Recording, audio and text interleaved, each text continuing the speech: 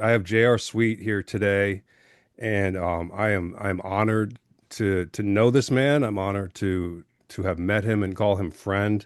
We met at the Warrior Bride Conference in 2025 in Daytona Beach, Florida, where we were both speakers.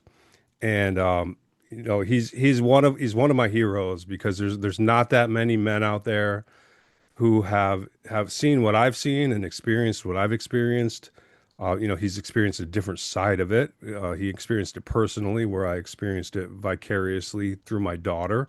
But we are both determined to expose and end this atrocity that is satanic ritual abuse, mind control, and control of persons against their wills. And I'm thankful that you are here today, JR. And one quote on that you've posted many times, and I pulled this from your Twitter account, your X account, was I am a witness to the fact that the CIA's MK Ultra trauma-based mind control program is still alive and active today. And I just think that that topic is crucial because we've had the release of some of the Epstein files. We had congressional hearings on MK Ultra, and still they're saying, "Oh, what we did used to do this, but we're not going to tell you whether we're doing it right now." And J.R. Sweet is living proof that MK Ultra never ended, and it continues to this day.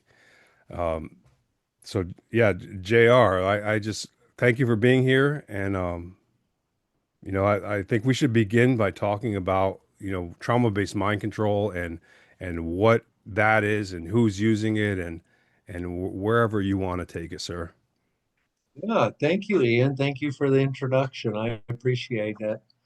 Yeah, the CIA's trauma-based mind control project never ended. What blew me away the most with those congressional hearings, Ian, was how little those representatives knew and understood about the Central Intelligence Agency's MK Ultra trauma-based mind control program. They were very, very ignorant on very basic things. And that really blew me away because that information is out there. There are books like this one here. This is the CIA and mind control, the search for the Manchurian candidate. And if people want to read that book, they're going to get a lot of the information that was talked about in that hearing. And this book was written back, I want to say 1980 or something like that.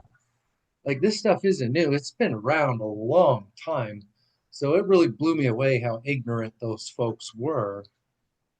It never ended. When I was born in 1978, it was active and it was employing all of the things that the MK Ultra sub projects you can learn about were involved with. Hypnosis, electrocution, drugs is a big part of it, and they put all those things together in their work, and that was my experience.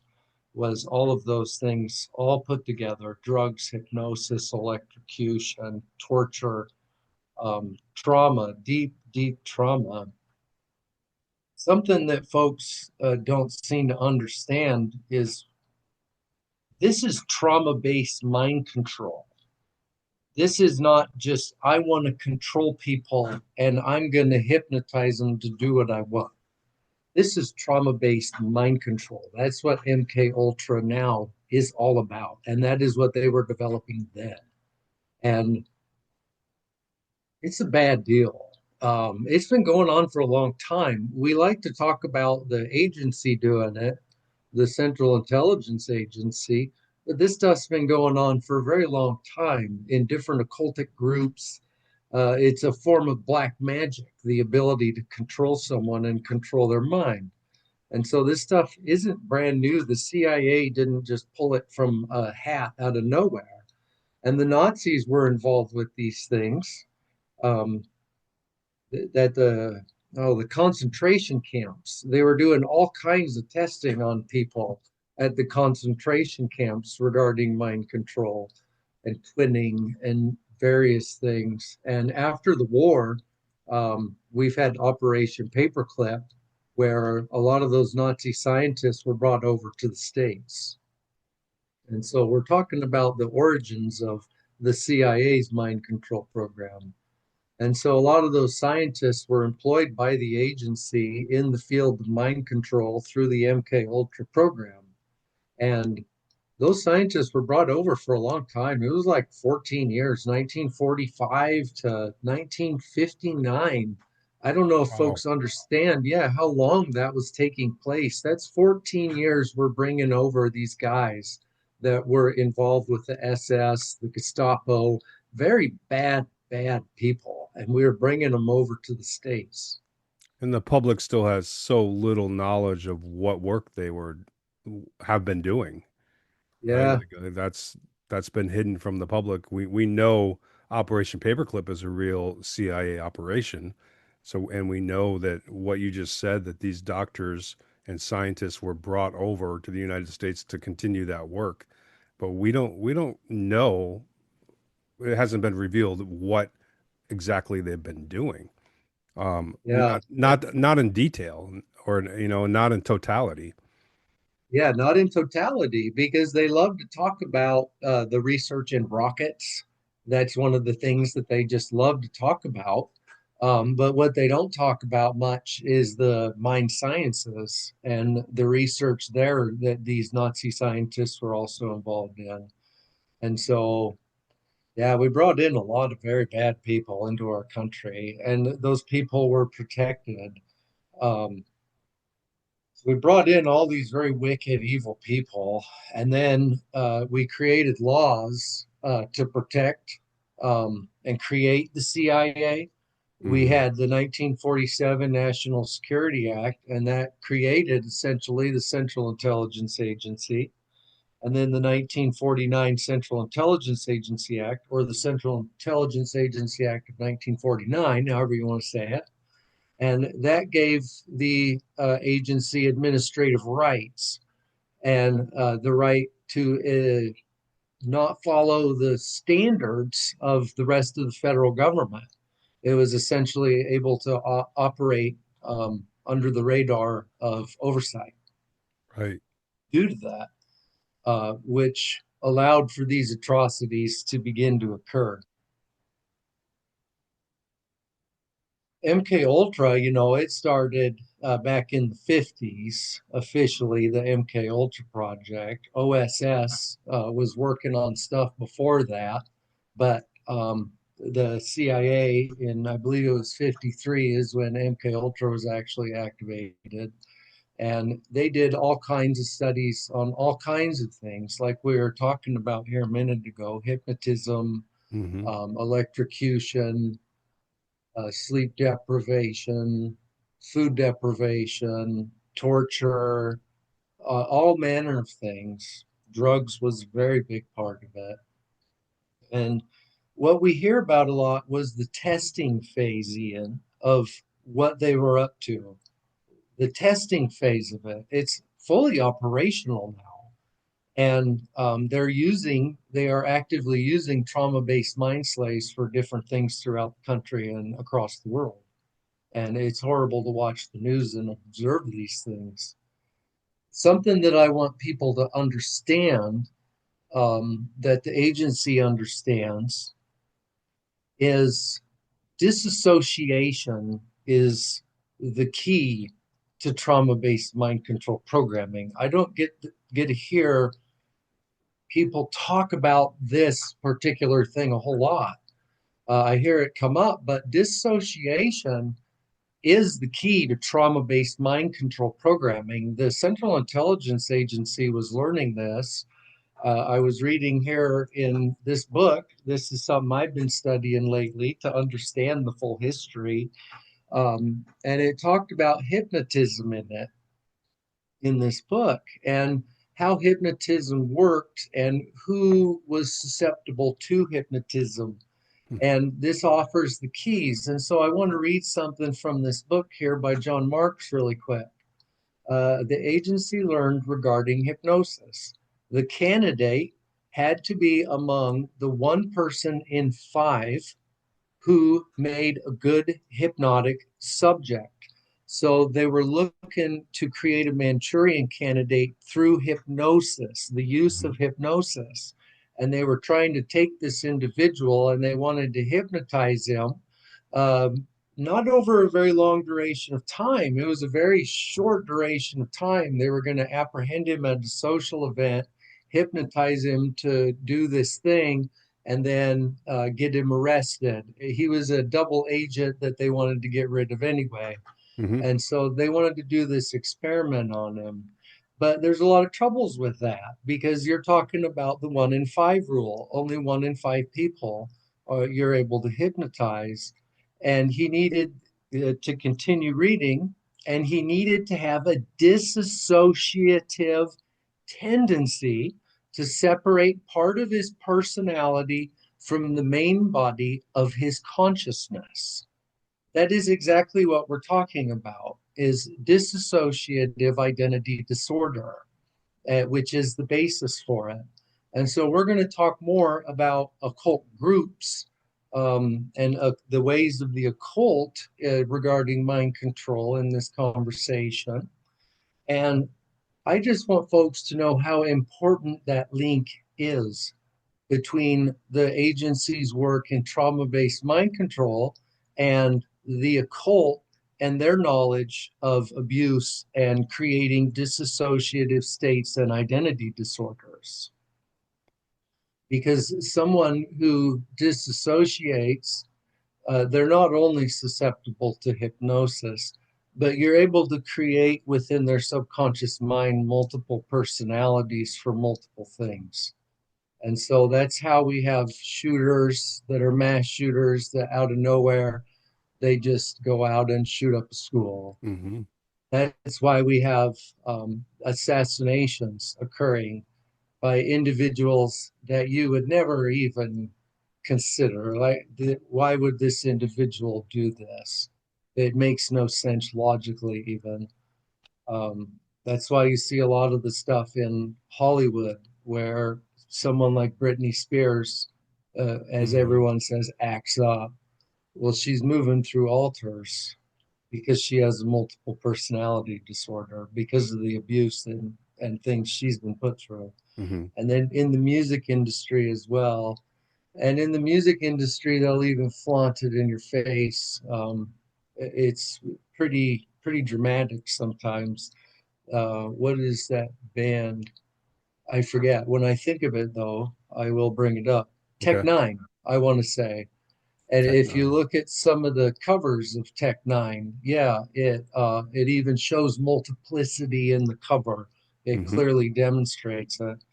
And so when we're talking about these things, people need to understand that because if you have someone who is a disassociate who you can program through the use of drugs, hypnosis, electrocution, etc., you have a very strong candidate for what many would term a sleeper agent or a Manchurian candidate. And so, and the occult are deeply involved in it because the Central Intelligence Agency likes to pull from those pools because the children that they can get from those cults, they've already been brought up in an abusive environment where they have developed multiple personality disorders and dissociative identity disorders.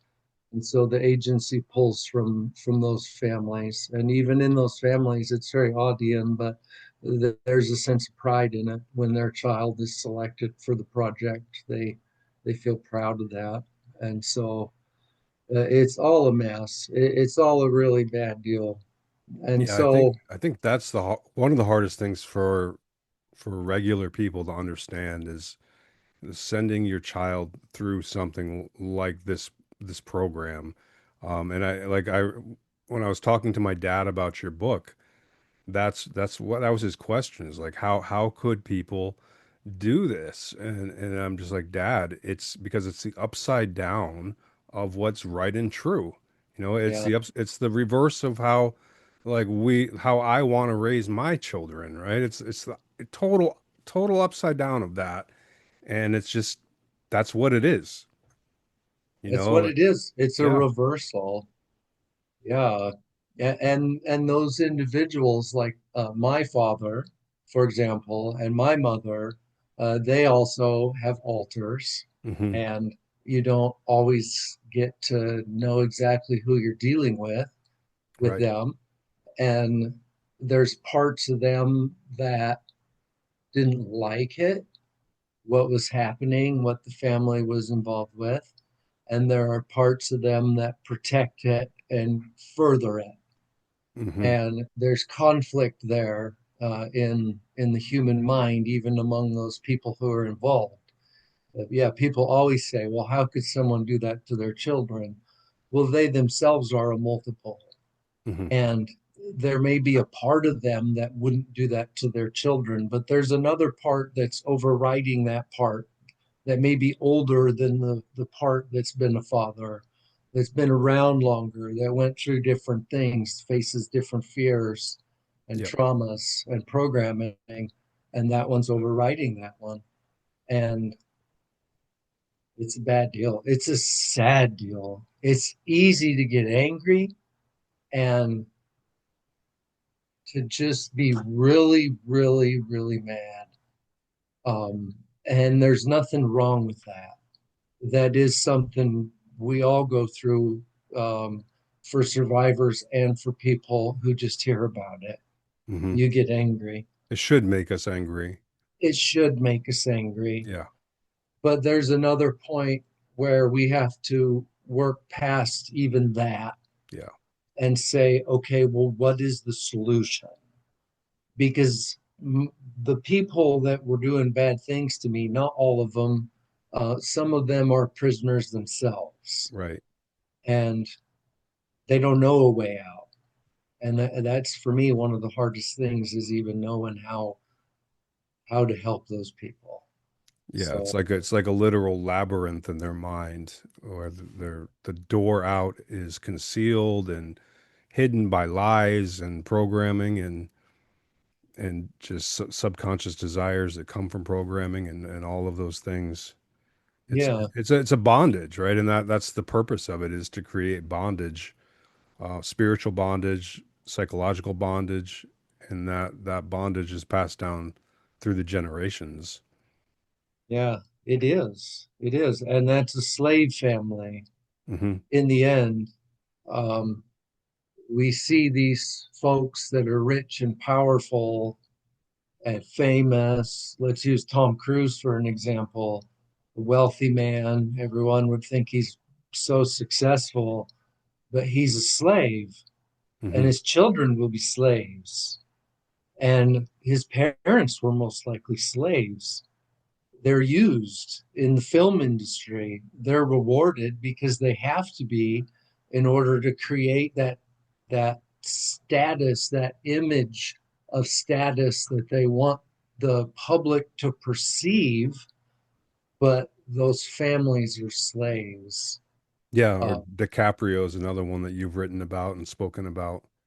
yeah, yeah, Yeah, Leo, he's a slave as well. He's a yeah, CIA owned trauma-based mind slave. And so is Cruise, Tom Cruise. And people, they look up to those folks and wish they could be as successful and have as much money and wealth and success and all that, but it's all a lie. It's all a reversal again of the reality of their situation, because they're slaves, and they that will be passed down in their family.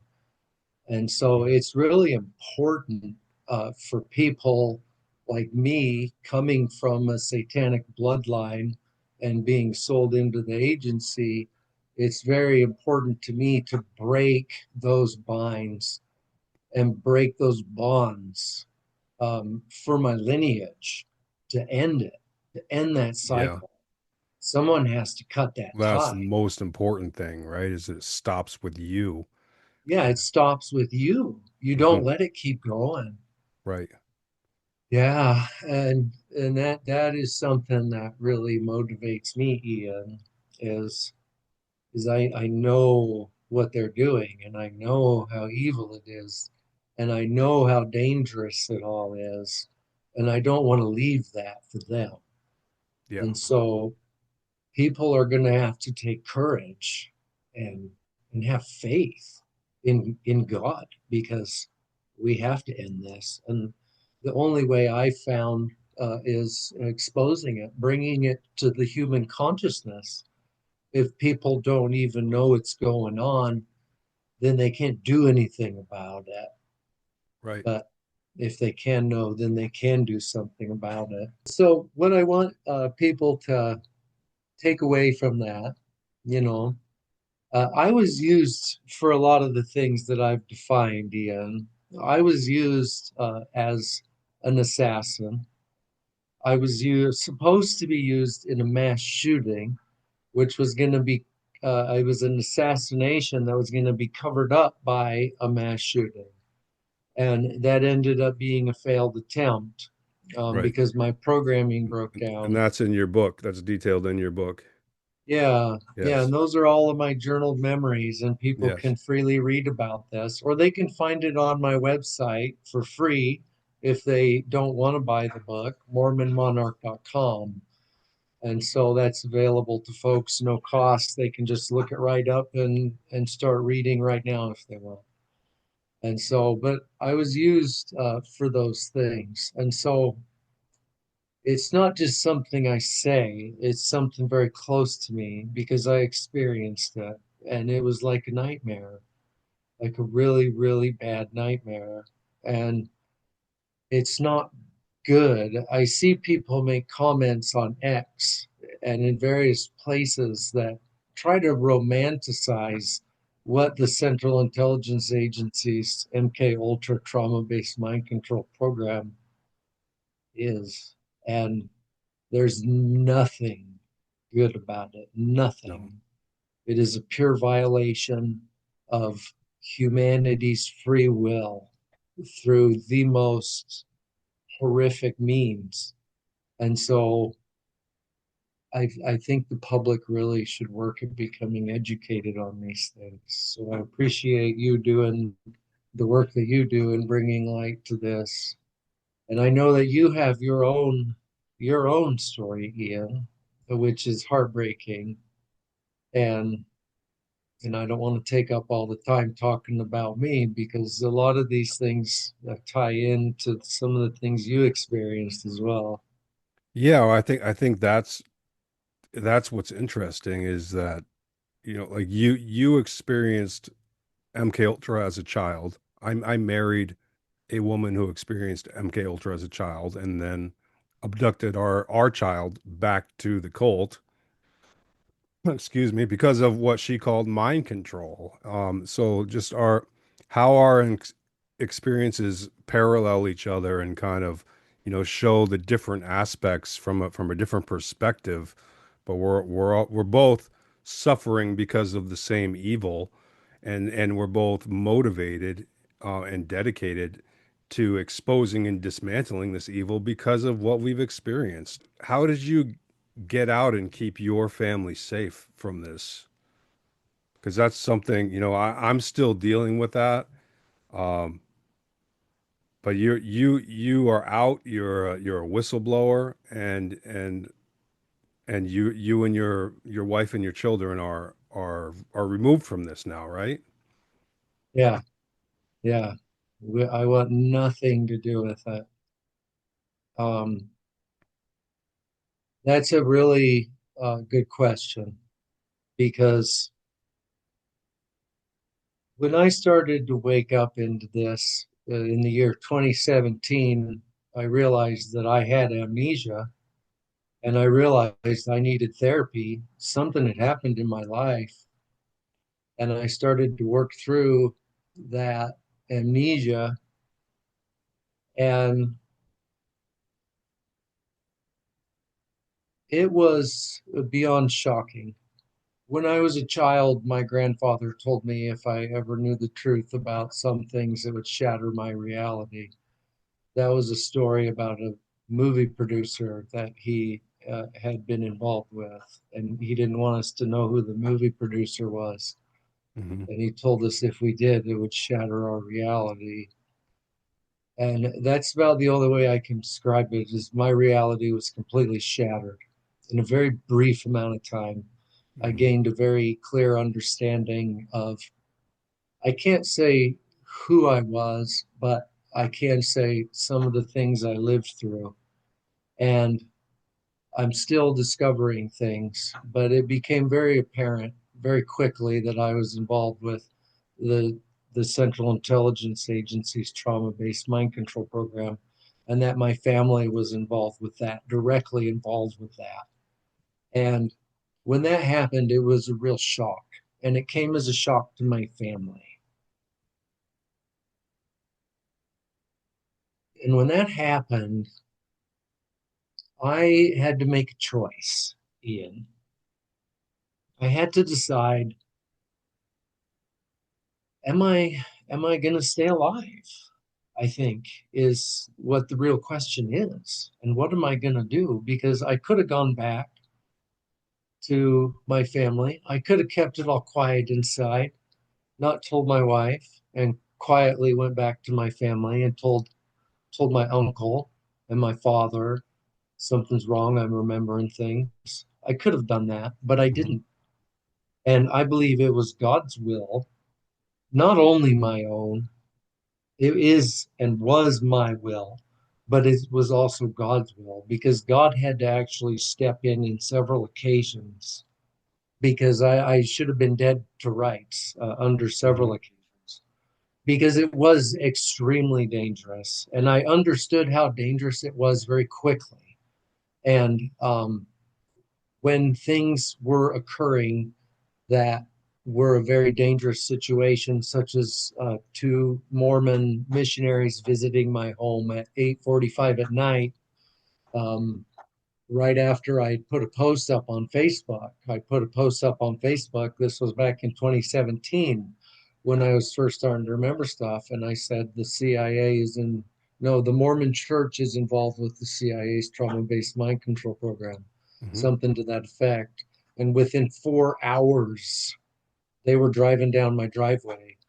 And so when my wife came and woke me up out of bed, I remember saying to myself, looking at the time and, oh my, that only took them 4 hours. And here they come. And I was not nice. I'm generally a very nice person, but I can be very firm. Hmm. And you have to, for me, yeah, I suppose it's a little easier than for some because I have experienced being dead and having my heart stopped because of specific programming that I was put through, my suicide programming. And so I have a different view of death, I suppose, because I've experienced it than a lot of folks. And it does not scare me. It's something that when it comes, it comes. And having a clear understanding of that and the nature of things, I was very, very firm. And so when the Mormons came to my door, I opened the door just a crack and I had my foot placed so that I could hold the door. And in my other hand, I was armed. I had the handgun Hmm. and I didn't let them see it, but I wasn't going to put up with anything. And another thing is that I was trained by these people. I was trained to get rid of people. I was trained to deal with bad situations. My grandfather, even when I was young, he would work on telling me things. This is what you do. This is what happens because I can remember being in places with him where he felt like he was even about to be in a very bad situation. And I learned from them how to deal with those things and how to de escalate situations because you don't want to just go straight to a very bad situation. It's not like the movies. You are Hmm. constantly working at de escalation. That's your job if you're in a very bad situation, is to de escalate. And so, but be prepared at the same time if everything does go bad. And so they did try to kill me several times. They sent the Mormons out that time, and that was a very bad situation. And then they sent my friend in, an old friend who is also a CIA-owned trauma-based mind slave, an individual by the name of Chris Cahoon. He's from the Cahoon family, His older brother is David Cahoon, and I'd done operations with David, and I'd been made to do things with Chris as well. And they sent Chris out to my house, and Chris, he brought with him a trigger, and he delivered that trigger. And he, what that trigger was it activated my suicide programming. And so he came and visited me. We sat outside for maybe an hour and a half, and then he left. And that was the only time I'd seen him in, I don't even know how long, at least a decade, if not more. And that's the last time I saw him. When I called him after that event and talked to him, he couldn't remember where I lived. He said, "Where do you live again?" And I was like, "Well, you were just here, Hmm. What do you mean, where do I live?" And those kinds of things you start to pick up on when if someone's a CIA on mind slave, their memory's not going to be very good. I had an Yep. individual work for me even when I was a general contractor, and I believe he was a trauma-based mind slave. He would just disappear from work for days and then come back, and you'd be like, "Where have you been?" And I, what do you mean? Yeah. Don't know. Lost He time. had no, yeah, had lost time. He had no Hmm. idea where he'd been. He didn't even realize he'd been gone from work. Wow. And yeah, it was like, dude, at that time, I didn't remember all the stuff I remembered. So I didn't even know how to deal with that. But yeah, that was very strange. But I don't want to lose track of things. And so when I started to wake up, Ian, it was very difficult. Hmm. And I had to be very, very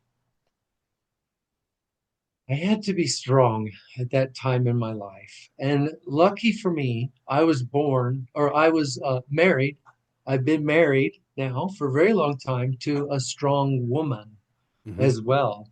Because I can remember the day that I came home and I said to my wife, I said, "Babe, you're married to a CIA sleeper assassin." I said, "This is heavy." I can remember she was out walking near our property because we had about 12 acres there in Idaho, and the railroad bed went right by. And she was walking, and I went and found her. And we talked about that. And at first, she thought I was losing my mind. But Hmm. the more that she observed and learned, she very quickly realized that something really weird's going on. The reactions of my family. We also started to face very heavy harassment. Hmm. There weren't just people trying to kill me. There were two other occasions where there were gunmen that were at situations that I had to deal with, one in a restaurant and one at the gas station. And those were really, really bad, but we were able to work through them with the help of God, I will add in. So And so, was this your wife's first exposure to this? When you realized that you were what your history was that the first time your wife yeah, learned? like we had seen before, years before, some short documentaries on Hmm. things like the Franklin cover up, for Right. example, the Franklin conspiracy. And we'd learned about MK Ultra Hmm. years before, but it never processed Wow. until 2017. I can remember when I was in college and I first learned about MK Ultra, and I put a post up on Facebook. My uncle and CIA handler, he stepped right in. Oh, that's hogwash, Johnny. You shouldn't be looking at that stuff. Hmm. And I don't have that account anymore. Really, it's too bad, Ian. I wish I did because of those reasons. But um, yeah. So I'd learned about it before, but it hadn't sunken in entirely. It took me years and years of awakening and things eking out to reach a point where it came like a sledgehammer. And then Yeah. just one day, wham, it was in my face and I could not deny it. We are also harassed heavily, and we are still harassed by aircraft. um, it's military aircraft harassed us a ton in Idaho. Hmm. I've been harassed by military aircraft all over the country. but they'll also use private aircraft. It's not very difficult for the agency to have people in the network they're able to call and say, hey, I need you to go and fly over these coordinates at this altitude, et cetera, et cetera. And we're going to give you whatever, $1,000 in Hmm. cash. And people don't think twice. I've also been harassed by police, and I don't believe all police are bad, but some are, Yeah. and some just have no idea what they're doing. They might just get a call that says, hey, follow this car. And then they'll get a call and say, okay, get off that car. I've had lots of incidents like that. We were escorted out of Utah one year by the state police because of our connections with the Mormon church and the leaders there. And so we were just straight up escorted out by the state police. I've been escorted out of a couple of different towns across the country by police and what looks like FBI. And I, yeah, it's just how it is. I've just learned to deal with it. Um, yeah, and so the police can be involved. There's a lot of folks involved in these things. So, but I'm getting sidetracked. I'm getting distracted, and I No, apologize. you're fine. Yeah, so we faced lots of harassment. Aircraft got really bad in Idaho, where it could be multiple in a day, where you'd get harassed and they'd come over at night. You'd have friends over and you'd get aircraft. I'd be at work and I'd get aircraft. Um, I can remember some of the people at work even hiding when the aircraft would come. When I was in Vermont, I can remember hearing one coming. I was working in this dairy and I ran outside to see them, and they came right over me. They were probably only at about 500 feet. They weren't very high, this little black military aircraft. And my buddy Jim, he came running out and he grabbed me and he was like, no, get back inside. Wow. Because I was standing out there flipping them off, Oh, because geez. they just pissed me off so bad. Hmm. And yeah, it just got really bad. Anymore, it's not as bad. I don't get harassed as much by aircraft anymore. And so I try to document it when it does occur because Hmm. it's important to document it. And so, and I have apps now where I'm able to track aircraft. And, if you feel like for people like me, other survivors, it's wise to have things like an app that shows you what that aircraft is because it can remove what we call paranoia. Hmm. If you see an aircraft come by and you see that it's a whatever, and you know that those aircraft are always flying around, you don't have to worry about that. That's not part of your threat. But if an Hmm. aircraft comes by and it's a little black military helicopter that doesn't show up on your app, well, there might be something there. That might be something that you might want to consider. And so it's important to use these technologies to our advantage. And so I try to do that in various ways. And that helps me a lot just in gaining a clear understanding, not only of who's flying around in my area or my state or my region, but just uh, just to gain an understanding of what's going on. Hmm. And so yeah, so I would advise that for people. And then we had people on the ground in Idaho too. It wasn't just aircraft, Ian. We had a big piece of ground and the highway was just below us. And you'd see people sitting down there at the intersection with this other little dirt road, and they'd be standing there just looking at you with binoculars right at you. And it blew me away. I was like, wow. And so I would go out and look at them too with my binoculars. They'd usually leave pretty quick once you'd done that. Yeah. And Crazy. then you'd get tons of phone calls, but they would get really pissed when I try to talk to my family. They really do not want me talking to my family because they don't want any of them being woken up. There's a lot of things that they could remember if they could break their own programming, if they could break that bind that's holding them back from facing reality. That's what it Hmm. is in all of this. It's not easy. You know that, Ian. Right. You know it is not easy to face reality. It is so difficult. People will make up every excuse humanly possible so that they don't have to believe reality. Yep. But it is just the damn truth. It is the truth. There are people who are evil. There are satanic cults operating in the United States and around the world. The CIA works with those cults. Trauma based mind control is real. Pedophilia is real. Child abuse is real. Satanic ritual abuse is real. Government sponsored assassinations and murders and mass shootings are all real. And the sooner that people can face that, the better off our nation will be. And that's just the reality of that. And all these things, I understand how people can be skeptical because, like we were just talking about, my own awakening, Hmm. it was painful. It did hurt. It did shatter my reality. Yes, as But was mine. Mine was painful too. as was yours, Ian. Yep. Yeah, But it should be painful. Like it's more safe, more pleasurable, less painful to stay asleep. But that's ridiculous to stay asleep to avoid pain.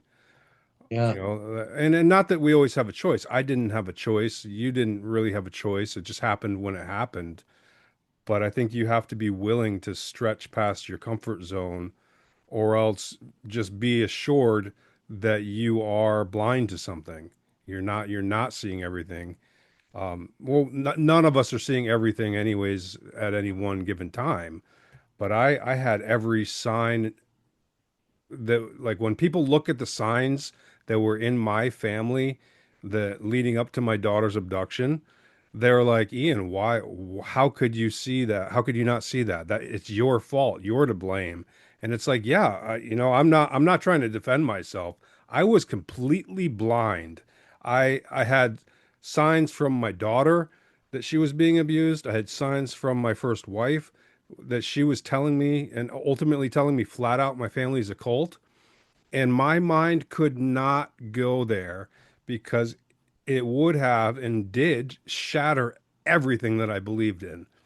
You know, it shattered just literally everything about how the world works, about what my marriage is, about who I am and what I've got control over and what don't have control over. It shattered everything and took me down to my knees in a way that I you know I've never gotten up because my daughter was taken by a generational cult. Um, and I'm thankful for that. And it's I'm not having my daughter taken is the last thing that I want as a father.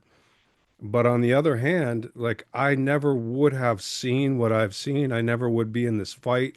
And it's not only my daughter who's a victim, and it all has to stop. Right. And so I'm blessed to have seen what I've seen, even though it took the most precious thing in my life to get there.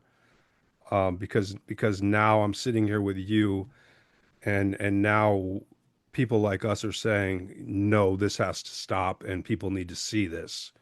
yeah, You have to stop burying your head in the sand. You have to see this, um, and because if you don't, someone in your bloodline will marry into it as I did, or your kids will be involved, your grandkids. It's not going to spare you. It's mm, absolutely not going to spare you. no, it's not. No, no, quite the opposite. It will consume you. Yeah, Yeah. So I had to run, yeah, and we had to leave Idaho because it got really dangerous there. And so we had to get out of Idaho, moved around the country some, and we just have to be extremely vigilant. yeah, And the level of threat that we face is dependent on on the level of threat I pose to the people I would expose. yeah. And so, Which is pretty high, JR. I mean, you're out there. You're speaking. Yeah, yeah. Um, Some of but those I think people, also some of it comes down to um, like we can do all we can do. We can be wise. We can prepare ourselves. We can have use the technology, but a lot of it is trusting in God. On my side, and I'm sure on your side too, because you have three kids, right? Like, I mean, you have to trust God in a lot of situations with those kids because you can't be there all the time. You can't personally protect them. Something else has to protect them. yeah, And that yeah, same with my wife, same with even letting my cats outdoors. It's like, if people want to hurt us, there's ways to hurt us, right? yeah. No, God plays a huge role in all of this. Hmm. And people like to look at these things from a technical perspective and observe them, Hmm. even religiously, scientifically, politically. But there is a huge spiritual element to it. And that's hard for folks to understand. Hmm. Something that's really hard for folks to understand, I feel like, is that these cults, Ian, can even exist. How can Hmm. they have that much control? How can they have that much power? Well, there's a lot of power on the dark side of things. There's a lot of Hmm. power on the good side. God has ultimate power, but there's still a lot of power on the dark side. Right. Lucifer has a lot of power, and Sure does. Satan has a lot of power, and people have a hard time wrapping their head around that. I have to wrap my head around it. After I was raised in the LDS church, the Mormon church, in a satanic family, my relationship with God was seriously damaged. Oh yeah. And yeah, and so I've Hmm. been working on repairing that, and Hmm. that's a long process, but that's something that I want fixed. And so I'm working on that because I know that God does play a role in my awakening and in the awakening of a lot of people. For And sure. I'm very grateful for that. I'm grateful to God. So thank you for bringing that up. Yeah, Yeah, no, I just it just struck me that like I wouldn't be able to do what I do except that I know there's a power greater than our enemy, right? Like they are powerful. They have a lot of things in this world that people can't even imagine, and that spiritual dark power is real and it's super powerful, but God is greater, and God is ultimately in charge, like you said, and that's what I have to rest on. Like the I would be eaten up and spit out if it was just me against this occult group or me yeah, against the people I'm talking about. But it's not. It's me and God, right? And if it's of God, there's nothing you can do to take it down, or you can't fight against it if it's of God. Um, and that's what I believe. That's why you are standing firm, and that's why they can't do anything against you. And that's why God took you out of this because you are a voice that is speaking up and having an impact on many people, many people. I know that, including myself. Um, yeah. You it, can feel hopeless, but it does it would be reach hopeless without God. without It God. would be hopeless. Yeah. Yeah, yeah, And that's what like before I saw this, before I saw the devil, I didn't believe in God, and it was when I saw the devil that I was then it became clear. The wall fell, and I'm like, okay, that's evil, and this is good over here, and that's what I need. There yeah, is only one answer. yeah. You said that so your grandfather after World War II began his relationship with the CIA. And was your family into trauma-based mind control prior to the relationship they had with the CIA? I can't answer that. Okay. I don't know the answer to that. I know that my grandfather became involved with the agency back at its earliest conceptions, I believe, Okay. and uh, he became involved with the trauma-based mind control program. And he was used. He was a human bioprogrammer, Hmm. is what we would call them. Someone who's a programmer for trauma-based mind studies. They're a human bioprogrammer, and he was a human bioprogrammer, but he was also a victim in Hmm. himself. He was a mind slave, and he would talk about things that he was involved with in the military prior to his the end of World War II, prior to his relationship with the agency. He would talk about things. He was a Jeep driver for a colonel for a while, Hmm. and he talked about how that colonel would give him um, a message and make him carry that message across the base. And he talked about how that colonel was always so impressed with how he could memorize those messages Hmm. verbatim and go and repeat them to, somebody across the base. And so there were different things he would talk about like that. And then they became involved with the agency. And my his daughter, my aunt, she married an individual who's also a human bioprogrammer in the agency, who became my CIA handler. That's my uncle Gail Pooley. And so he married into the family, and he's a human bioprogrammer and a very bad individual, not a good person at all. And people can read about that in my book if they like, or on my website. And so that's how the CIA came in. My father had been in the project some, but there's different levels in the project, different uses for people. Hmm. I was highly dissociate and highly programmable, and they made use of me for quite a while, as well as my younger brother. So they used us in the project. My older brother and older sister and my youngest brother, I don't know what happened to my youngest brother. I can remember him being abused too, but I don't know. I can remember me and my younger brother. We were selected by Alex Houston. I was 5 and he would have been around 3. And Alex Houston, he was this ventriloquist, and he came over to my grandparents' house when my parents were on vacation. They'd gone on a romantic vacation together, just the two of them, to Disneyland Hmm. in Anaheim, California. Sorry, Ian, but I can think of a lot more nice romantic places to take my wife on a vacation than Disneyland, of Oh all places. yeah. Yeah.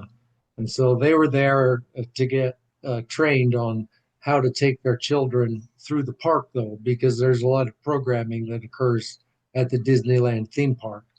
And so they were there that year to get to learn how it worked when they brought their kids there for trauma-based mind control programming at that facility, Hmm. because that is a trauma-based mind control programming facility. There's a lot that goes on at Disneyland.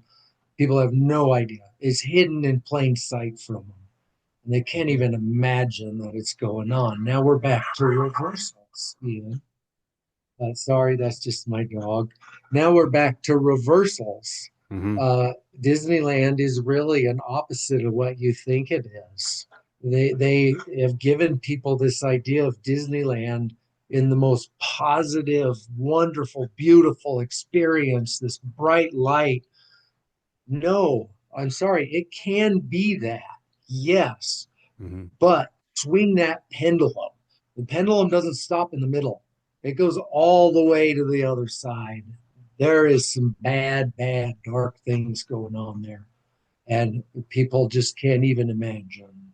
Right. But my parents were there learning how to take us. They didn't know at that time which one of us was going to be selected, or those of us that would be selected for programming.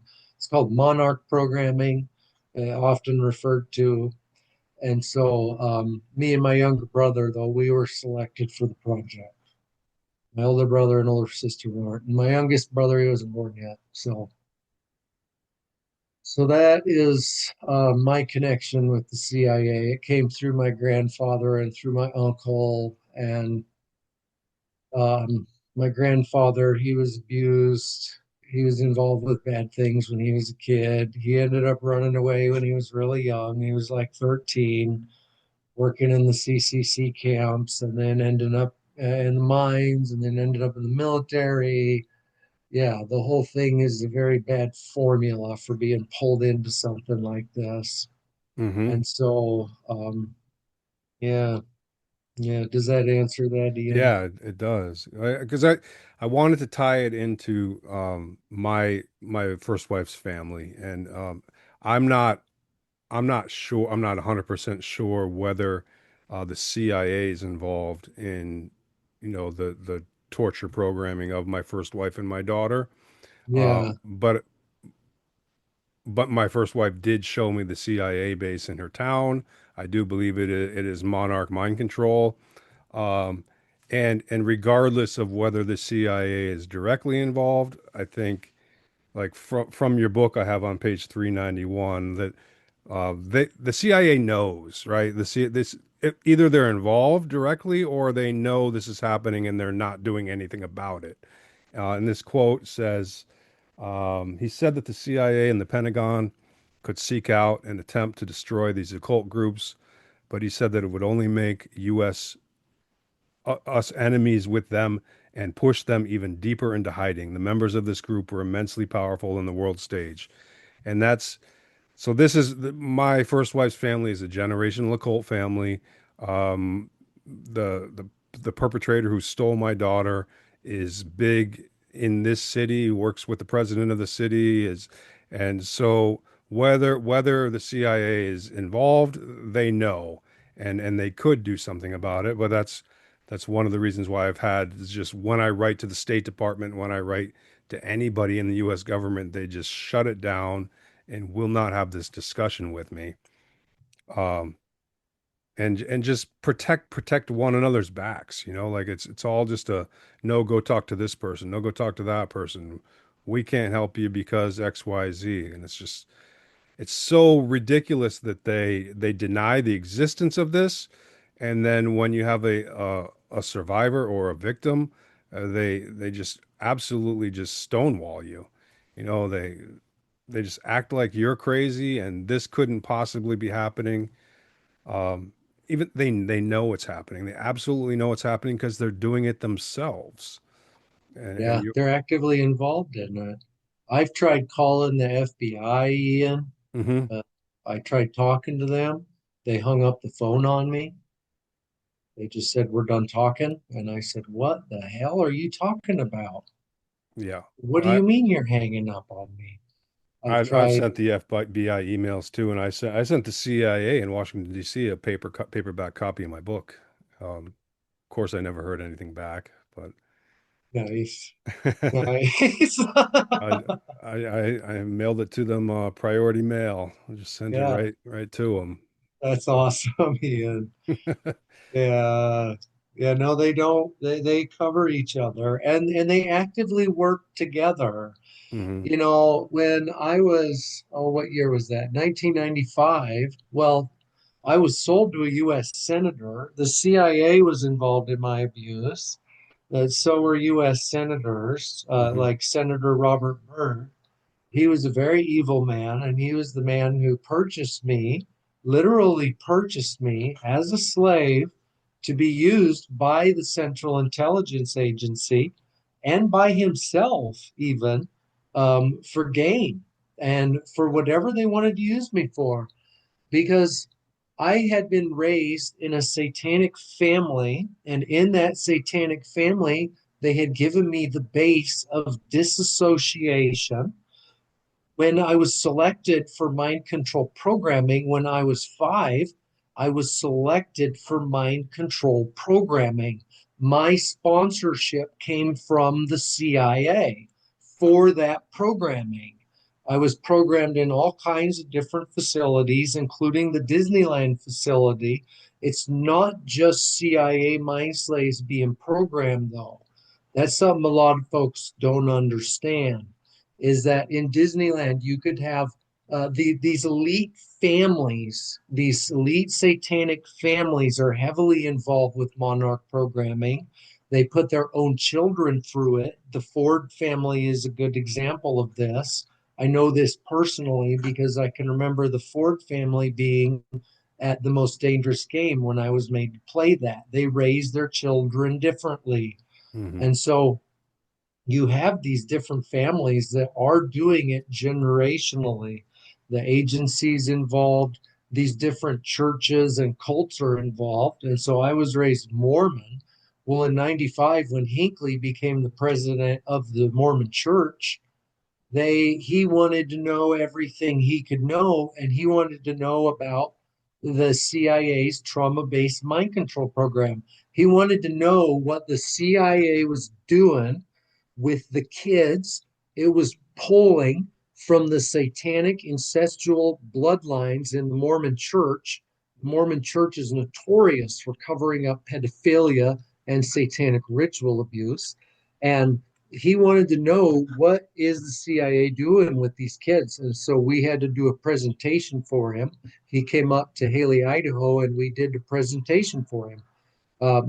Myself and another trauma-based mind slave who was a good friend of mine, Chris Knutson, we were made to do a presentation, and we demonstrated switching personalities. We demonstrated homosexuality and sex acts and blackmail and assassinations and living and dying. Like we would die for our handlers.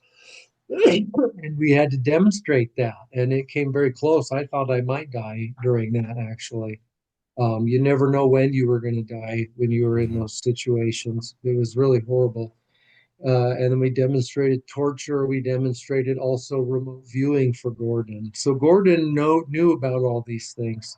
See, the Mormon church is controlled by a satanic cult, a satanic cabal. These satanic cults exist, and they work very hard at taking control of power structures and holding it.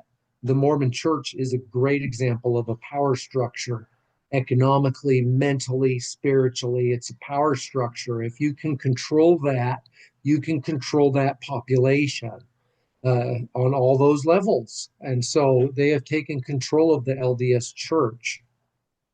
So these cults, they do exist, and they are very evil. The cult you're talking about from that excerpt from my book, that's from being in the mountain. And that was a cult that I was brought in to do guard duty on because I'd been bought by the bird for use by the agency, but then I'd also been cleared for what are called Pentagon level black operations, and those were Central Intelligence Agency, Pentagon Black Ops, and my clearance came through Dick Cheney. I was tested by Dick Cheney um, with my ability to dissociate and follow orders. So I was actually made to murder an individual. I was made to murder a girl in my hometown in Nampa, Idaho, in Hmm. order to prove my allegiance and my ability to follow orders, etc. And that was through Dick Cheney. And so I was cleared to do this guard detail, and that cult was very evil, very powerful. They were in there performing a dark satanic ritual where children were being born up above in an upper level and then being fed down a slide, essentially a water slide. It was very easy for them to do this to a bunch of pools. And these men, it was all men from this cult. They was from somewhere. They were Asian. I can't tell you who they were. Um, I don't know. They were very evil though, and they were eating those children as they came down the slide. Hmm. They wanted to consume that blood and that meat of life and that spirit and that soul. They wanted to consume it in the second it arrived. That is how evil they are, and Hmm. how desperate for power and control they are, how much they want that control. And that's dark stuff, man. That was Yeah. dark. That was an evil place. Those were evil people. And the CIA wouldn't get rid of that cult because they said they would just flee. We've tried to kill them for centuries, good people have, but they've gotten away and they always survive. And we've given up trying to kill them and get rid of them. And now we try to work with them. We try to control them. We try to manipulate them. We try to use them. Hmm. And so that's how the agency works. Learn from them. Learn from them. They Yeah. work with these groups. They work with drug dealers. They work with human smugglers. They work with these human traffickers of children from these satanic families. And it's terrible, but that's what they do. They work with them. And it's a bad thing. Oh, That's it's there's that, nothing worse, and I can't. I don't know of anything worse. yeah, I than to what you just described with the shoots of the babies and wanting to consume them as soon as they're there, or even in my situation with my three, almost 4-year-old daughter, who for me was just the definition of hope and joy and potential, and to take that and just systematically destroy it is just unthinkable. It's absolutely just everything that don't want to exist exists, and it's in full force. These people are on their knees to this evil and willing to give anything and everything to it. Uh, yeah. And there's different levels of involvement. Like we were talking earlier, you have people who are slaves themselves right, perpetuating it. But then you have people who are just evil and they are of their own free will, Ian, actively engaged in that. And that, yeah, those folks, there is a life after this. We don't just die.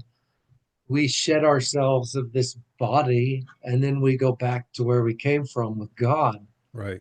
And when they go back, it's incredible to me. Those folks have given up everything for nothing, Yeah.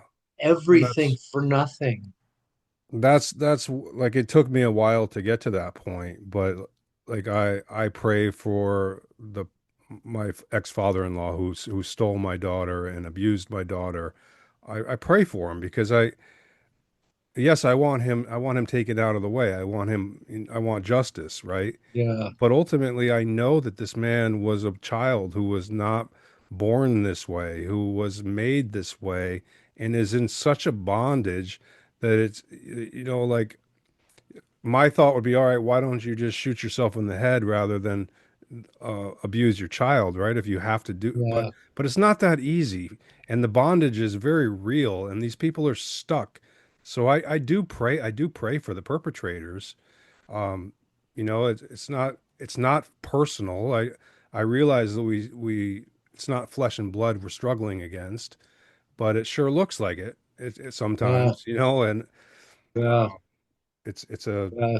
it's a hard It's line to all of toe, but I think ultimately what it comes down to is what you said before, is like using the anger for good, and that turns mm, into, all right, what's going to work? Well, not like bitterness and resentment and all of that. It's ultimately love that works, and and like truth. and empathy, yeah, truth, and understanding that these people, I could have been born into that scenario, right? I Mhm. I, I could have been born into the perpetrator role, um, and it's not my role, but I understand that it's all happening. There's a bigger story happening, and anyone that can get out, I hope they do, because you're right. They're putting everything into a basket that leads to eternal destruction, to nothing. Yeah, for generations. Yeah. For generations. It's a terrible thing. Yeah, yeah. You also wanted to talk about, Ian, Yes, sir. um, the term cousin. Yeah. Speaking about families, yeah. Yeah. And When so, let me oh, just preface that, because like when okay, when I when I first met my first wife, like I knew there were odd things going on. She had no memory of her childhood. Her grandfather asked me how she is in bed, and Just like all kinds of weird things were happening in her family and with her. She would tell me like the nicest thing my dad ever did is bring me one cup of tea. And, I would say, you have to be lying. That can't be true. And we'd have hours of conversations about how, yes, in fact, the nicest thing her dad ever did is bring her one cup of tea, and that's where she was. And then when I lived in Poland before we were married, we would travel around and um, she would she would wave to someone and I'd say, "Who's that?" And she said, "Oh, that's a cousin." And like I knew it wasn't a cousin in the way that I meant would mean cousin. And I knew like these were people that I had never seen before and she wasn't introducing me to. So she was telling me something at that time that I didn't know. And you write it about it in your book. I have page 418, but it says it should Yeah, be known that the term cousin is often used within the project to represent other members of the network. And I found it fascinating when I found that in your book because I didn't put that in my book because it would have been more speculation on my behalf. But like I know that that's the type of group they're involved in, but I didn't know before reading your book that cousin is the term to to to relate to other people who are also in the project. yeah, yeah. They would use that a lot. I can remember there was this one guy who was a pilot, Hmm. and I was always told he was my cousin. I can remember seeing him a couple different times, and I don't think he was my cousin. But then there was this other guy, his name was John, and I was made to make pornography after Bird had purchased me in '93. Hmm. One of the first things I had to do for him was be in this kitty porno video that he wanted made. And so me and my younger cousin, we were made to do this porno on a military base, actually, and for Bird. And this guy, his name was John, and Jamie too. Jamie, they said, was my cousin. This is your cousin Jamie and your cousin John. Well, Hmm. Jamie, he was a midget, and Barbara, that was his sister. She was supposed to be my cousin. And then John was supposed to be my cousin. And I don't think I was related to any of them. Hmm. And then I saw John again later in the Boise Valley. And I can remember meeting him and saying, "Hey, you're my cousin. How's it going, John?" And he just shook my hand and looked at me and smiled. He was the weirdest dude. And then I saw him again later after I started to wake up, actually, after 2017. This, I'm not sure exactly what year this was. It was right after I started to wake up, and I was working for a friend of mine as a carpenter, and there were supposed to be these two investors coming up to Moscow to look at this building that we were renovating. It was this old bar, and it was going to be renovated and strip club. It was this horrid place, and it was being renovated to be used by the local church. Um, oh, what was that church called there in Moscow? You'd know exactly what I was talking about if I could remember his name. This guy who runs it now, he's on the something to do with TP USA, Toilet Paper USA. Okay. Yep. Yeah, Yeah, I'm not yeah, sure. I'd have to look it yeah. up. I'll have to look into that. But anyways, one of the investors was John. So he's walking these investors through the building, and they came by me. I was in the stairwell working, and I turned around and looked at him, and he looked at me, and I thought to myself, "Oh my, that is John." And I just turned around, and he walked past me, and I just moved away from that situation. Yeah, it was weird. They come in and out of your life. And then there was another guy, he was FBI trained, and he had these people come around when I was remodeling his house that he would say were his cousins, Hmm. but they were all trying to handle me, and it was all really weird. And so yeah, they'll use the term cousins to represent people that are in the network. They're in the familia. Yeah, I And remember this was before I knew any of this, and I was just engaged to this strange woman whose only memory of her childhood with her dad is getting one cup of tea. Yeah. And so we'd be riding around and I would watch her interaction with these people, and it was just like short, just like a head nod type of thing. And I'd just be, who's that? And she'd say, that's a cousin. And I just like, what is going on here? And but that's how she was. She was showing me things, whether intentionally or not, or consciously or not, um, for our entire relationship. And then when it came down to the last 3 weeks we were together, is when it just all came out. That's when she said my family's a cult. She said I'm taking our daughter back to them because of mind control. She said she had Stockholm syndrome. She said her dad created a red herring so no one would believe me or help me. And then she said other things, like she said, you killed that. Well, I said, where's the woman who I talked to yesterday who loved me and loved our family? She said, you killed that girl. And I don't know. I don't think she was saying that I did. I think she was just letting me know that girl has been taken out of the picture. Like that one doesn't exist anymore. And to the point where I had to look for marks on my wife's body to be certain it was the same person. That's how much of a just a reversal of everything happened between one day and the other. She told me, Yeah. she said God doesn't approve of our marriage. And at that point, neither of us believed in God, to my not understanding at that point. And I'd just be Yeah. like, what are you talking about? God doesn't approve of our marriage. Like, and this was like in the weeks before, right before the abduction, and I never saw my daughter again. Yeah. Um, so like with like you killed that girl and God doesn't approve of our marriage.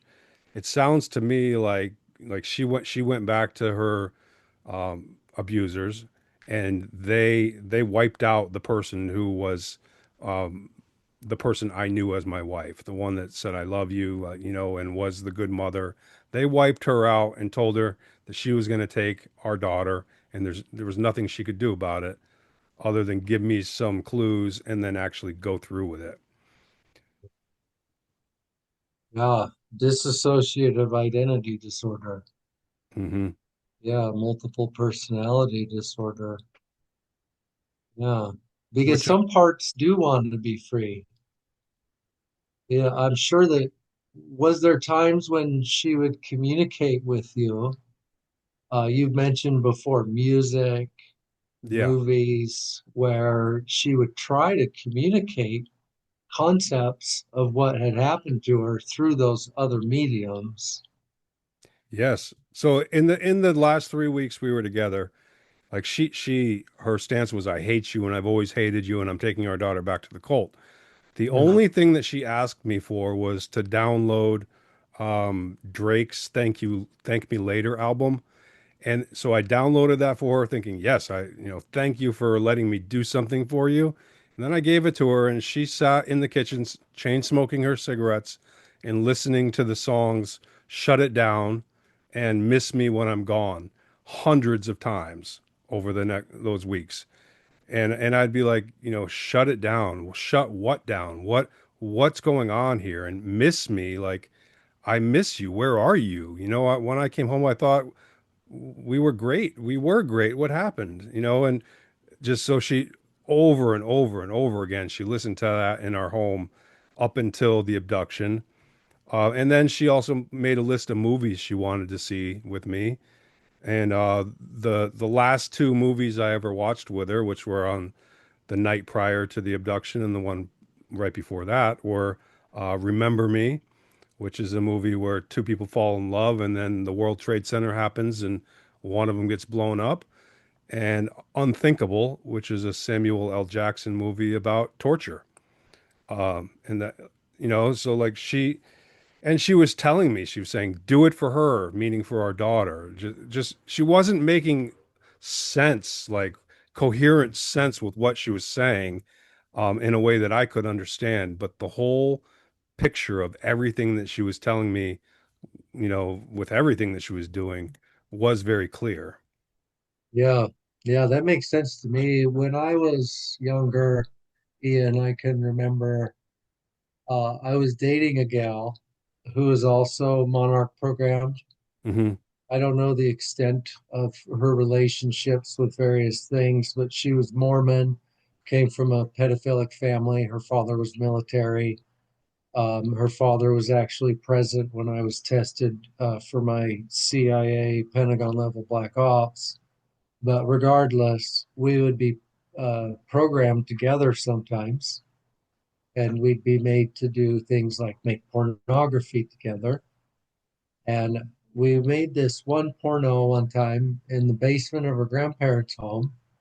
And I can remember they played this music during that recording, during Hmm. making us do those things. Magic Carpet Ride. Why don't you come with me, little girl, on a Hmm. magic carpet ride? And after that incident, I started listening to that song over and over and over and over again. And it didn't occur to me until after I'd started to remember stuff that, oh, I was trying to remember Hmm. what was happening to me because that song was bringing something back to me, but I couldn't understand what it was, and I wasn't allowed to understand what it was. There were too many walls still in my mind, and the programming was still too strong at that time, and I didn't break through it. Sometimes I'd break through when I was younger, and they shut that down very quickly. And so, but that just along the lines of what you're talking about, I would do that periodically because I was trying to remember something, Yep. or I'd watch a movie over and over and over again. And it might be an awful movie, and you'd say, well, why on earth would you watch The Thin Red Line over and over and over again? That's a horrible show. And it's because I was trying to remind myself of something. And so that makes a lot of sense to me. The problem with these matters, I feel like, is that it's so complex. Hmm. There is such a web within the human mind. Folks don't understand, Ian, how susceptible the human mind is to these things. They Yep. just don't understand. They will say, "Oh, mind control is not possible," or "Oh, well, mind control is not possible against me. I'm too smart or I'm whatever for that." Well, no, hogwash. Like, how many hours did you spend today sitting on your little mirror in your hand? Yep. How many? It'll Yep. tell you at the end of the week, you know. That's a form of controlling your mind and your thoughts. That's very soft core control. But if your consciousness is always being guided by that little mirror cell phone computer in your hand, where is your consciousness? Where will your consciousness ever lead? Is your consciousness even present, or have you entered into a trance state while you sit there and stare at that thing? Yep. I don't want to go too deep into that. One of the big questions that comes up with trauma-based mind control and occult groups, and the fact, like with in my story, my first wife told me she's in a cult, that her family's a cult. She told me that she was taking our daughter back to the cult, and then she did. And and that was 15 years ago. So, why can't she get away? How is she kept hostage in this situation? And I think, yeah, why can't she get away? Yeah, that's a really good question, Ian. Um, I face the same thing in my own family. It's a deep bind. I would call it a bind, is what I refer to it as. There's many different kinds of binds. There's spiritual bind, emotional binds, mental binds. My own family, my my brother, when I started to wake up, he started to wake up at the same time because I started talking about stuff. and he would talk to me about things. My older brother started talking to me about things they'd never talked to me about, Hmm. abuses, and then my sister as well. And then when I talked to him again, it was all gone. Like we'd never had those conversations. And there's we're going back to alters and multiple personalities because those alters and personalities, some of them might be old and some of them might be young. And those alters may have tried to speak out before in the past and failed. And then you have other alters that have been installed since those people were born, since I was born. I have to deal with alters that have been around for a long time in me, and I have to deal with those. And so you have old alters and you can have new alters, and sometimes different alters win out. By the grace of God, I'm able to operate in my base personality and deal with my alters periodically and not let them control my life and my life path. But those alters can have a lot of power for people, and they can win out. In my own experience, the alters that were starting to wake up and the parts of my brother that were starting to wake up, most likely it failed before in the past, and the other alter won out, and they didn't make it out, and they're still in prison. Um, I don't understand what it is that causes that switch to go. My understanding is if you get someone away from their abuse base, which I did, I was able to get away from my abuse base for many years. They tried to handle me all the time. Hmm. My family, the agency, Bird, they all would try to handle me, even Cheney. When I graduated from college, my professor was trying to place me in Jackson Hole, Wyoming, and that's where Dick Cheney had a home, was in Jackson Hole. They were trying to put me close to Cheney in Jackson Hole. Or another alternate for me was the Army Corps of Engineers. Um, but I don't want to get distracted. So those alters can win out or fail. And I was away from my abuse base, and I feel like that really helped me a lot. Um, and I had a very strong bond with my wife, who's also a free thinker, who was, even for years, was able to teach me how to be a free thinker and how to challenge my mind, how to challenge it. Hmm. Because trauma-based mind slaves and disassociates get stuck in a rut and they can't get out. And when someone challenges that rut and that process of thinking, my wife one day said to me, "What is wrong with you?" And we were in a big fight, in a big confrontation. We were having hard times in our marriage. And it was my programming and it was my different personalities, my inner conflicts that were getting in the way of our relationships, and the fact that my family wanted to separate us too. They didn't like the fact I married Kate. I was supposed to marry somebody else. I was supposed to marry Nikki. Hmm. So they didn't like that. And so one day we were in this big argument, and she looked at me and she said, "What is wrong with you?" And there was love in the question, Ian, love, because she genuinely cared Hmm. about our relationship and about what was wrong with me. And no one had ever asked me that. What is wrong with you? In a loving way that caused my mind to think, to say, what is wrong with me? Logic is so important. From that point forward, I was able to use logic. I was able to use reason. I was able to pray and work through things. And, and so being able to ask questions is really important to break.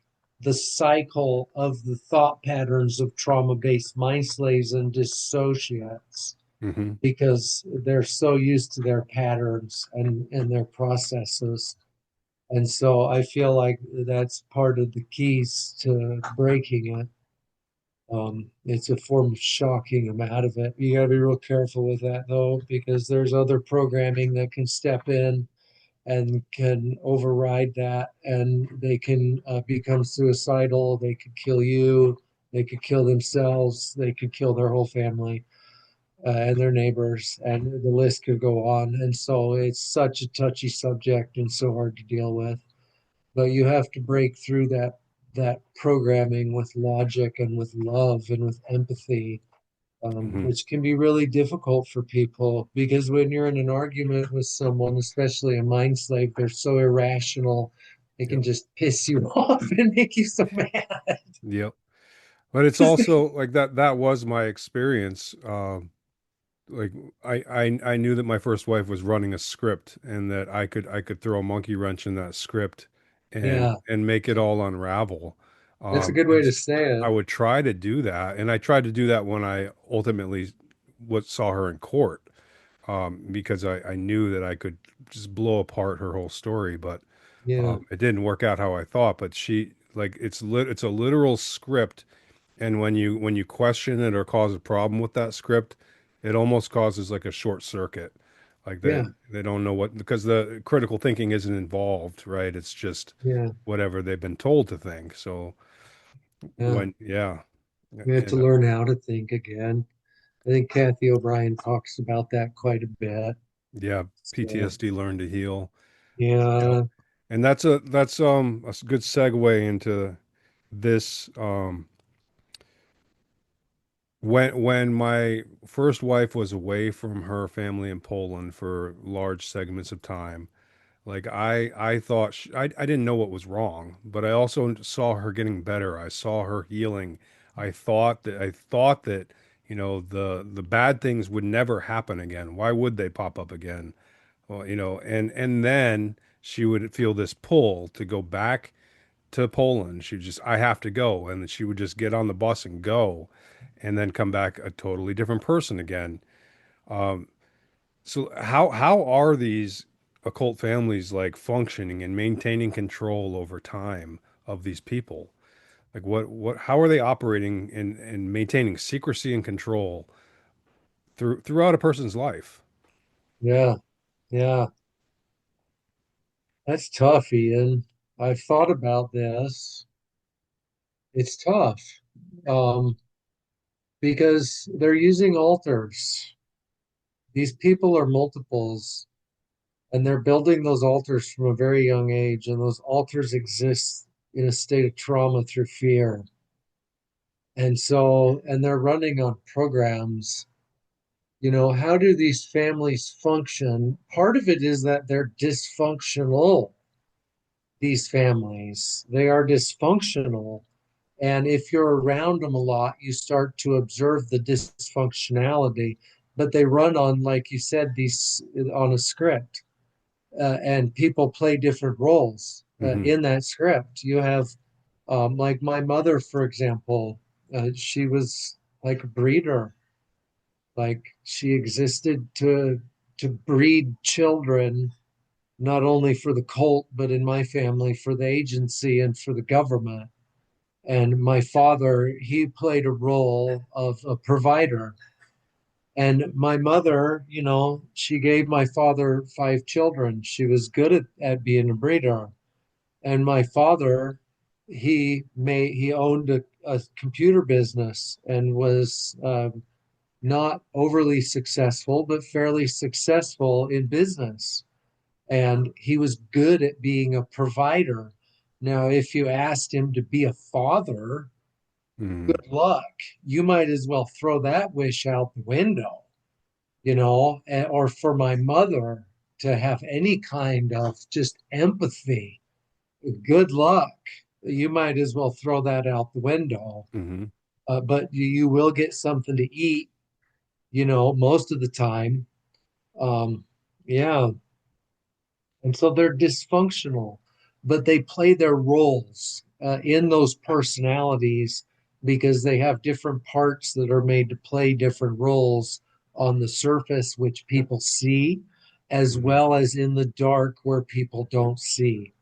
And those alters and those personalities are able to operate um, and on different projects.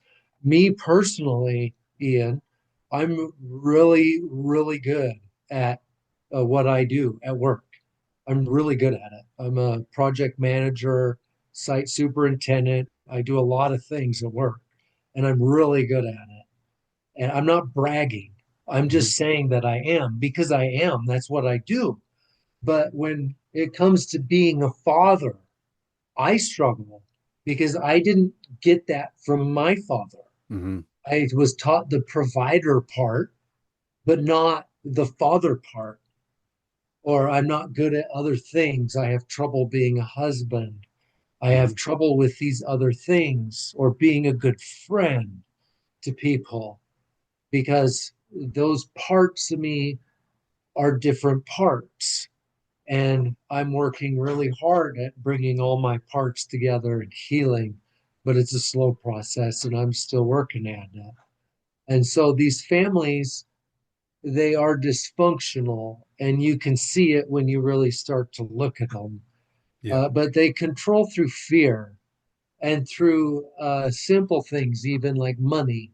One of the big control mechanisms in my family to keep people in line is money.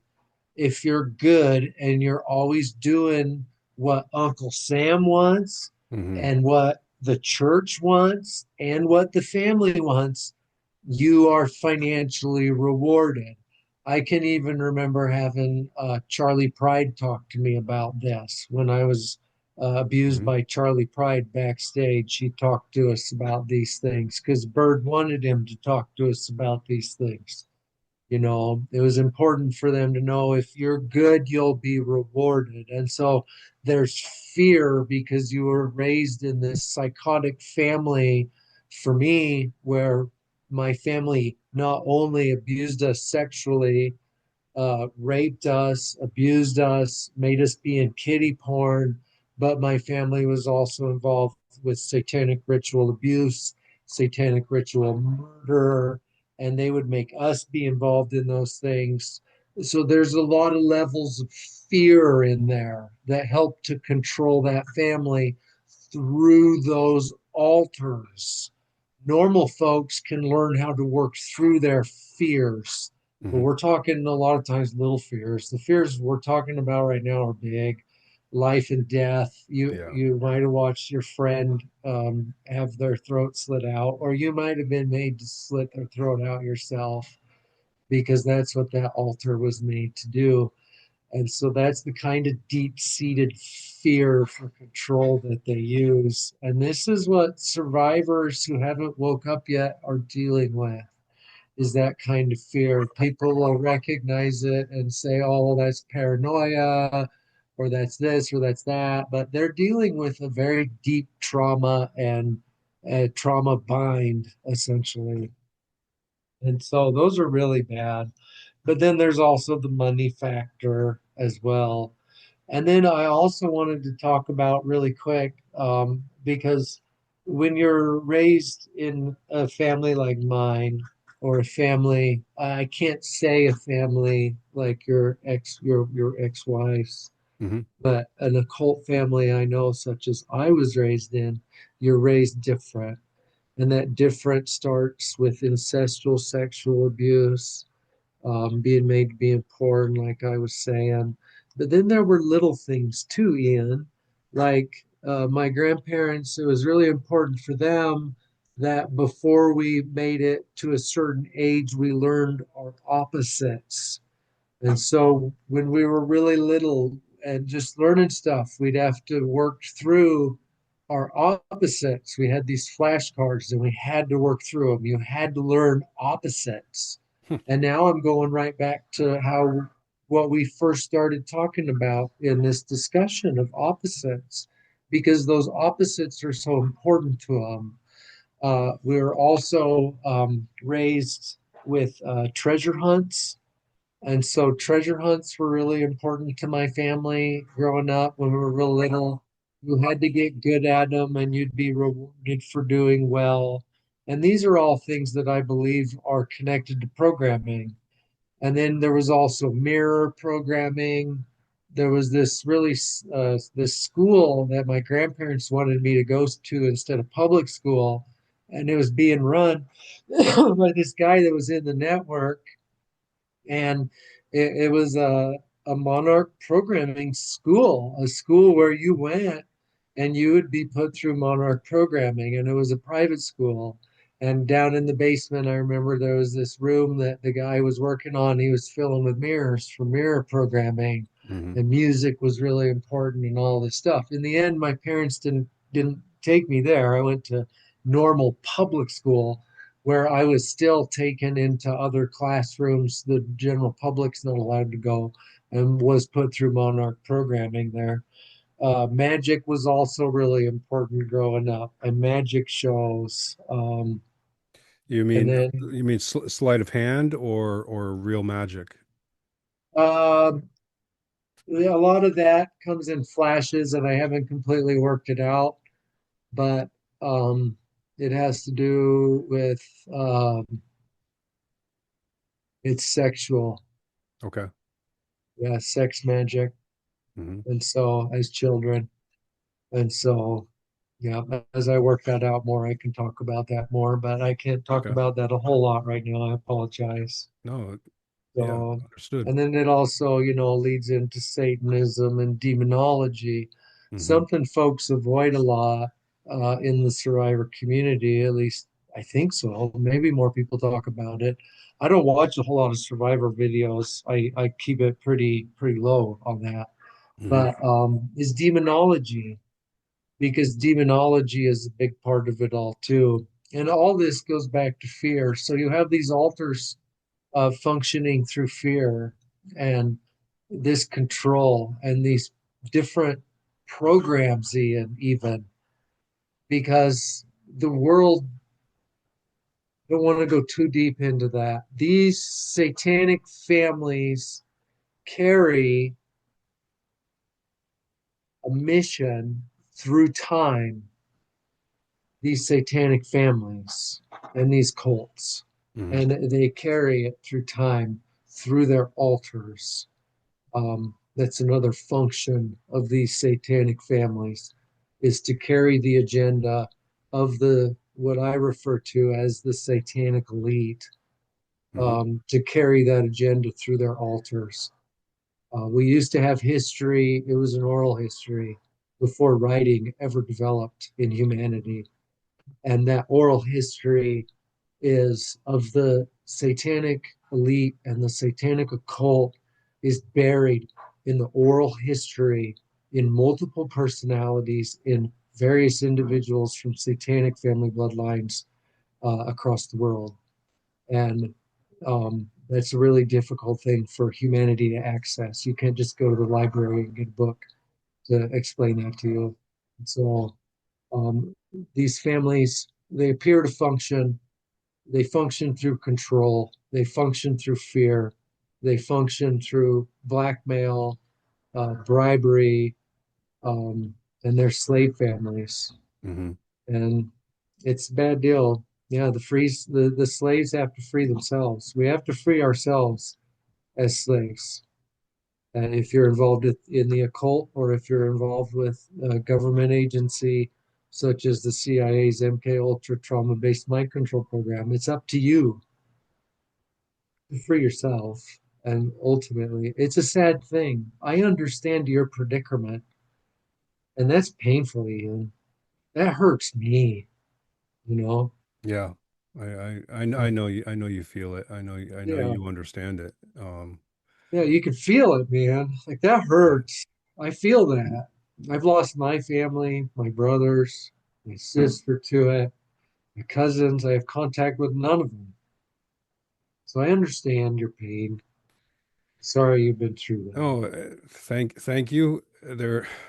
I think the pain is something that we both understand for different reasons, and because of that pain, we also know that good wins, and we know that this will end, and and so the pain is good in that sense. It's good that we share it, that we both have understand it, and that we've come out where we've come out because of it. And I think that's the most important thing, is that we have a hope that is real, and that regardless of any of this, regardless of any of the schemes and devices of evil, they don't win. They don't. And so that for me is consolation in a way, because yes, I'm experiencing the hardest that I could imagine, the opposite of what I wanted for my little girl and her mother. Um, but I know that it doesn't stay that way. I know it, and I know that's what we're doing here. That's why you and I are the people that we are. That's why we're speaking out. It's not just to fill video time. It's because this is No, actually what's happening. People are waking up. People will have the chance to save themselves or their children, or a neighbor, somebody. But evil doesn't win. Period. no, no, we can't let it win, Ian. So I feel your pain, brother. God will win in the end. Yeah. Well, Humanity will win. It's just it is all sad. It's all sad, It you it is know. it is sad. It's sad, I think, until you let it go and realize that, like, nothing in this world is ultimately what your soul desires, because it's all sad. It's all destruction. It's all evil eating good.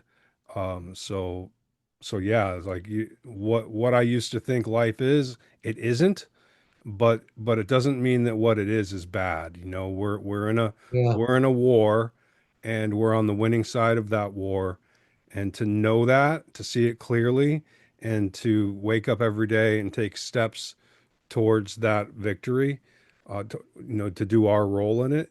It's not sad necessarily. It's like it's joyous and it's hopeful, and we will be standing in victory.